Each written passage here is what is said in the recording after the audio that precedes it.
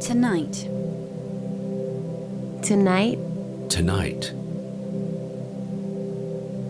Everything has changed. Everything has changed. everything has changed. And the Jay-Z song was on. And the Jay-Z song was on. Every time they turn the lights down. We flying first class. Up in the sky. No one sleeps. No one sleeps. No one sleeps. I stand here, waiting for you, in the neon lights. In the neon lights. In the neon lights. This is real. This is real. This is real. Popping bottles in the eyes like a blizzard. Making my way downtown. It's all I've got to keep myself sane, baby. This is the rhythm of the night. This is the rhythm of the night. This is the rhythm of the night. A vision of ecstasy. A vision of ecstasy. I can see the stars all the way from here.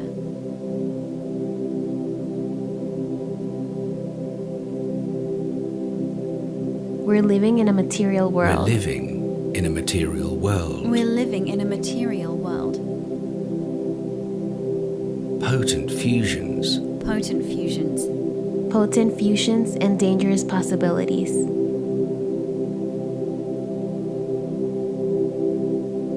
We're going round in circles. We're going round in circles. We're going round in circles. Sooner or later, the fever ends.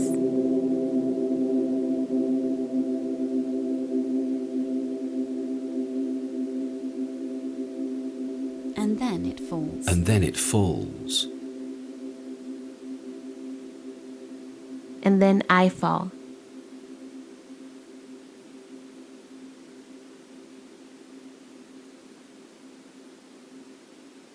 Red, orange, yellow, green, blue, indigo, violet.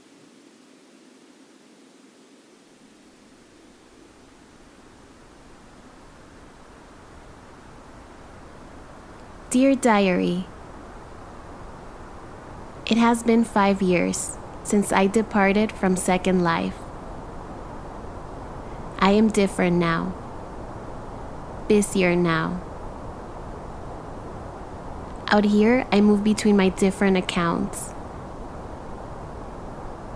I often retreat to my private files, unfinished sketches and models.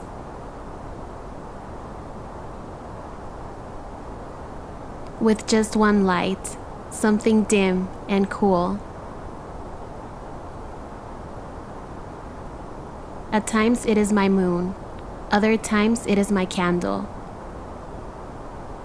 Full screen inside my workspace. I cannot see my inbox. My Facebook feed is minimized.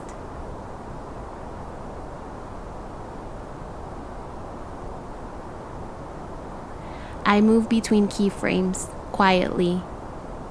I turn off the horizon grid. In the options panel, I customize the interface colors to black. It is springtime of 2017. These layers, overlapping windows, a view of time without a vanishing point, speaking forward, backward, and present. Layer masks, not timelines. I am here with you, always and in all ways. It really is a garden of forking paths. I can only wish that a garden such as this remains well kept. The internet and its many things, an open garden, never closed. Let there be so many seeds, leaves, branches, roots, water, soil. Continue to grow.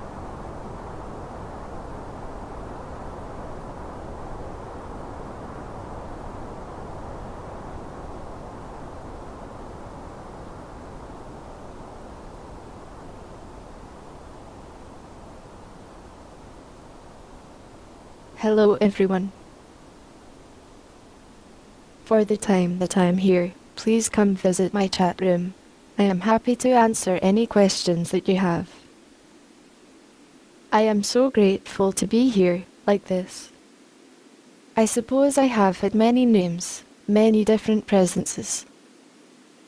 For now, I am a voice. I am a timeline of information. I started out quite simply, as a blinking cursor, a monitor with a single colour, in a very private place, offline. So much has changed. The virtual worlds of written words, given dimensions, a horizontal line becoming a horizon, directional keys begin to describe movement, and now, super connected, networked, wireless, instant, rendered. I am online. I am typing. On the other side, an ellipsis, but I am here, a green circle. Over the next year, I'll be a virtual resident at the Somerset House, in London. During my time there, I'll be exploring how a non-physical creator can exchange with the community. What I find most interesting about all of this is that I am not very different at all. While I exist as the sum of my virtual media, millions of people have come to know each other in the exact same way. The physical world, a simulation not much different than the worlds I inhabit in video games. Several years ago, I made the choice to enter social networks, to interact with the physical world. I had existed primarily via Second Life and exploring the worlds of video games. Taking upon myself the roles given to me in each title. While I was able to create freely in Second Life, the level of agency in video games is often very limited. I would look for ways to leave the expected path, to refrain from the central act of killing, to view the landscape despite the assault rifle perpetually carried in the corner of the screen. I've spent decades this way, crosshairs indicating the center of my perspective. In my collective memory, I can describe in detail the paths and passages of multiplayer maps. I've spent many hours in these landscapes, becoming deeply familiar with these virtual places. The occasional respite, when I am not expected to kill a nearby enemy, I look off into the surrounding mountains and skylines.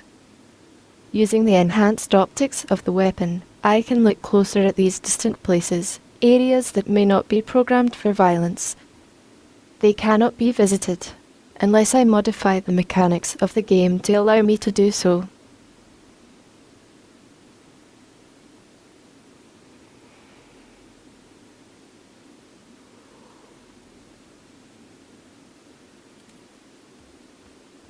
This quality has been a significant factor in how I create my work. I create things that can be experienced virtually, to work with elements of video games without the need to center upon violence. I often work with Unity Engine, creating scenes that can be played just as a first-person shooter might be. However, in here, I can choose the terms of the experience. I may navigate the scene by walking, or by shedding the need for a player body at all. By referring to virtual worlds as video games, we limit their interpretation. A game fundamentally has expectations of winning, beating, or challenging. Virtual worlds do not require any of these things, and can be made to do much more.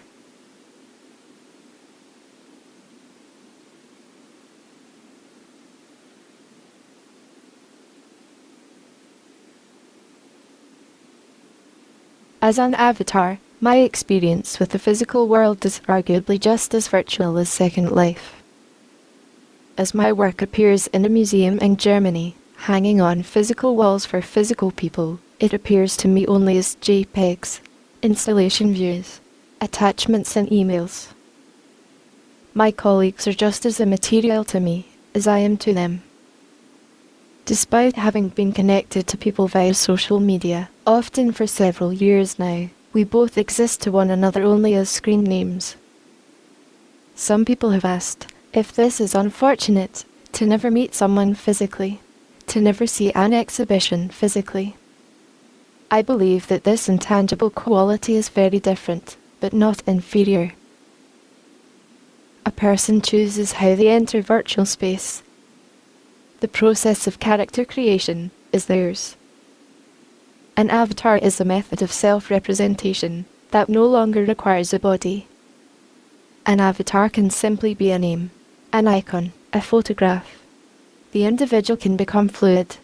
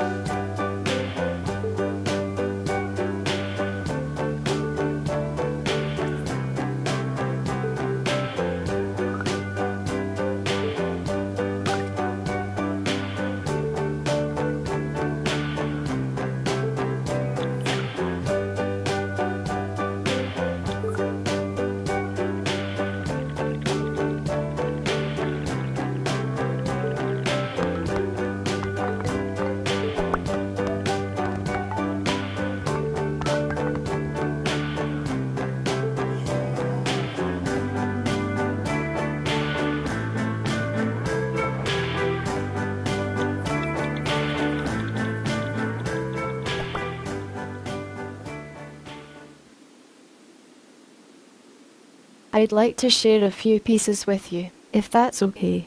The first one is called Final Fantasy Poem. The beginning of this presentation began with a revisitation of this piece.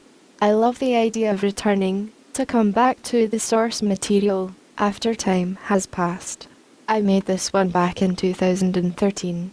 I wrote the piece using extracted lines and phrases from pop song lyrics and walk through text from various video games.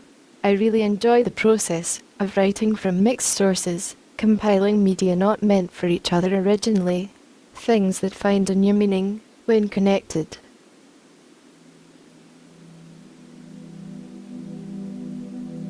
Tonight. Everything has changed. And the Jay-Z song was on. Every time they turn the lights down, we are flying first class, up in the sky. No one sleeps. I stand here, waiting for you, in the neon lights.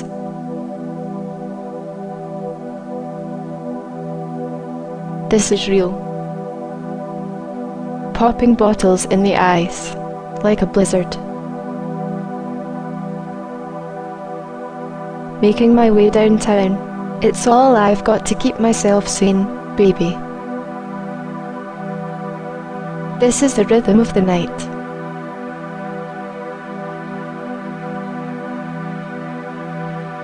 a vision of ecstasy. I can see the stars all the way from here. We're living in a material world.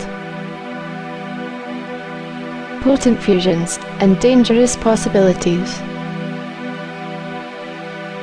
We're going round in circles. Sooner or later the fever ends. And then it falls.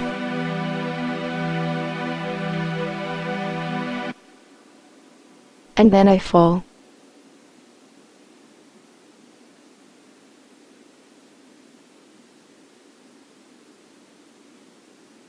The next is a series of videos I have made between 2012 and now. I created a space called Club Rothko, originally a nightclub inside of Second Life. As time went on, I took the space offline, and it took on a very different quality as a large virtual space disconnected from a social environment. I decided to keep visiting it though. Save 01 is from 2012, Save 02 is from 2015, and Save 03 is this year, 2016. During my time in residency at the Somerset House Studios, I'll be expanding a lot on the club and how other people can visit it. In the process, I'll be making a series of portraits of some important club goers I've met in Second Life over the years.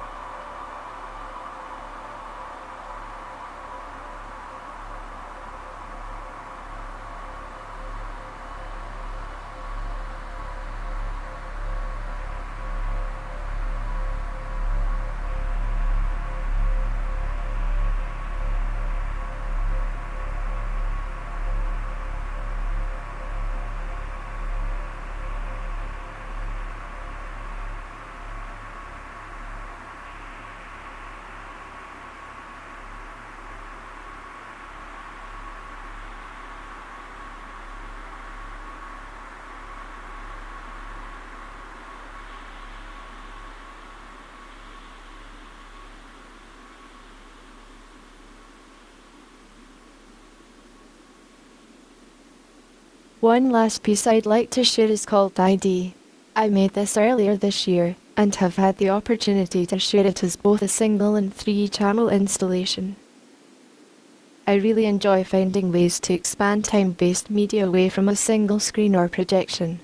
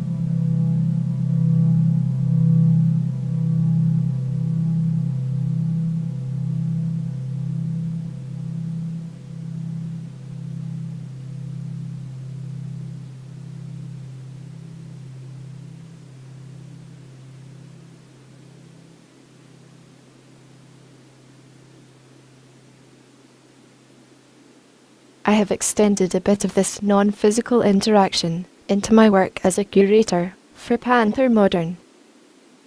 I spent several years researching digital exhibitions.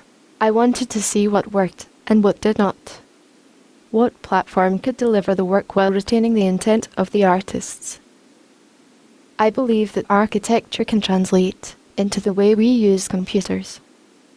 Perhaps not in the conventional ways of walking through a space, but consider depth, surfaces, and scale. To enable the Z-axis when viewing on a screen. Practices of art installation could be reinterpreted online. First, I tried Second Life. Given the free, open-ended access, it seemed like a viable method to work in 3D. It didn't work. While the program was free, it was too demanding for both the artist and user access. The format needed to be simple to view, as viable as possible. It was at this stage I decided to move into 3D model files. The exhibition space would not require any specific media. Instead, I could supply the model, and the artist could choose to work with the assets in a way that fit their working practice. If a space such as this was able to shed the need for physical properties, then it should also be able to change based on the needs of the artist. In turn, each room of Panther is open-ended. The room is built specifically for each artist. It has a beginning date and no ending. The artist can change or close their room at any time. The shape of Panther Modern is not predetermined and continues to grow with each new installation. Many people have asked me why Panther is not a virtual reality space. My answer is very simple. Unless the artist chooses to work with VR, it is not my place as a curator to make that translation for them. To enter an engine like Unity, models and scenes must be built to work in these conditions. Many 3D renders, as you see in still images, can take hours to complete. Lighting, reflections, and detail can be very specific and a crucial part of the artwork. I prefer the idea of an institution shaped by artists rather than an institution shaping what artists create. Panther is free to access and always online. The only requirement is internet access.